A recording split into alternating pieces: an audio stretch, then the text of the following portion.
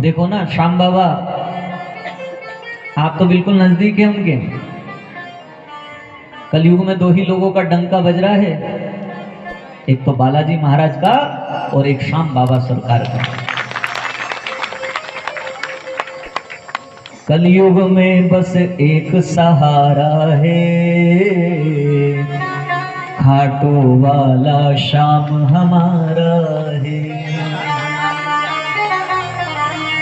कलयुग में बस एक सहारा है, खाटू वाला श्याम हमारा है। चारों तरफ दरबार की चर्चा है,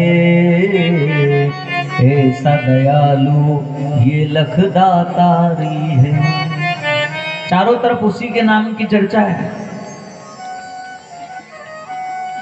अपने देश ही नहीं विदेश तक के लोग आ रहे हैं कि आखिर यहाँ है क्या। इस कलयुग में भगवान चमत्कार तो करते हैं। जैसे जैसे लोग सो जाते हैं ना, धर्म की तरफ से सो जाते हैं, सनातन की तरफ से सो जाते हैं, तो भगवान इन लोगों को जगाने के लिए फिर कोई नया चमत्कार करते हैं।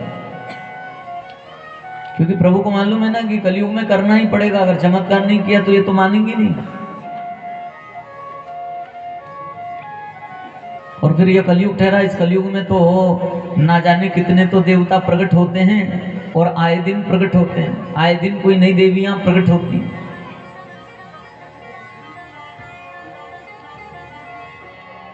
आप तो अपने धर्म पर चलो, अपना सनातन धर्म क्या कहता है। चादर और फादर की तरफ नहीं दौड़ना, चादर फादर की तरफ नहीं दौड़कर, हमारे पास कमी थोड़ी, हमारे तो 33 कोटि देवी देवता है। थोड़े से धन के लोभ में लोग धर्मांतरण करने बैठ जाते हैं। सबसे श्रेष्ठ और सबसे ऊंचा और सबसे सर्वप्रथम का यदि कोई धर्म है तो उसका नाम है सनातन धर्म।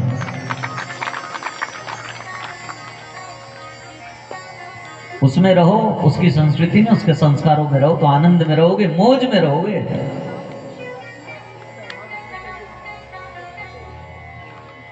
श्री सुखदेव जी कहते हैं, राजन,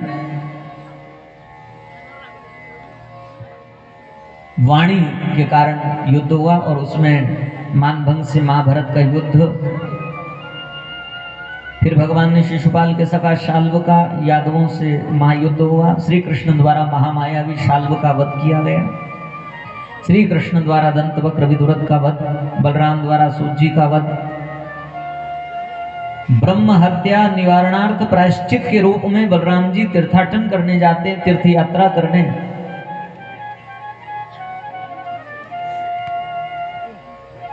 तीर्थ जाने से अपने किए हुए पापों का प्रायश्चित होता है। इसलिए समय समय पर वर्ष में कम से कम एक बार ऐसा समय निकालो कि किसी भी तीर्थ में जाकर वहां भगवान का दर्शन करो और उस पवित्र तीर्थ की पवित्र नदी में जाकर के आप स्नान करो।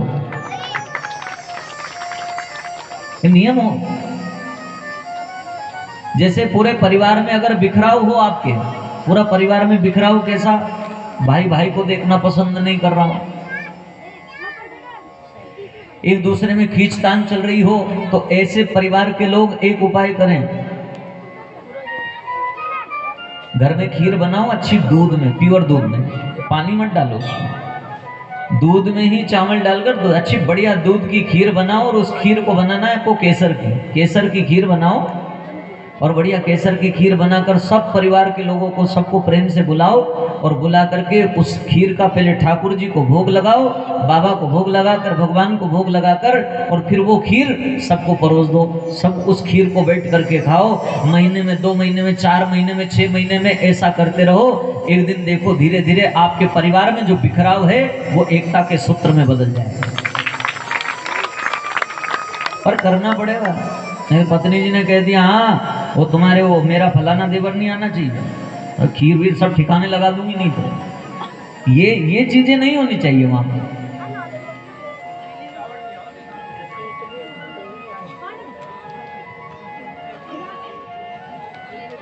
कुछ कुछ समय में परिवार में ये सब क्रम चलते रहना चाहिए। तो बलराम जी ने तीर्थ यात्रा करके ब्रह्म हत्या का निवारण किया। श्री सुखदेव जी महाराज बोले, राजन आप क्या सुनना है बताओ। परीक्षित जी ने गुरुदेव के चरणों में प्रणाम किया और कहा, भगवान मेरी तो यही इच्छा है कि आप सुनाते रहे, मैं सुनता रहूं, पर समय मेरे पास कम है।